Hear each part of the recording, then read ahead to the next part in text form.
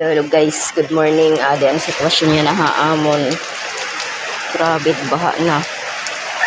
Adi na. Palibot na kami ng tubig. Grabe ka makahulog. My goodness.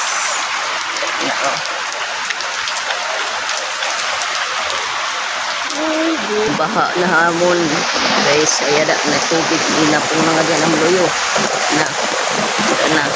Sinulog na nga yan ni amo. Guys, sa pinitay kong bahan. Grabe. Maray hulong nga uuran guys. Awe.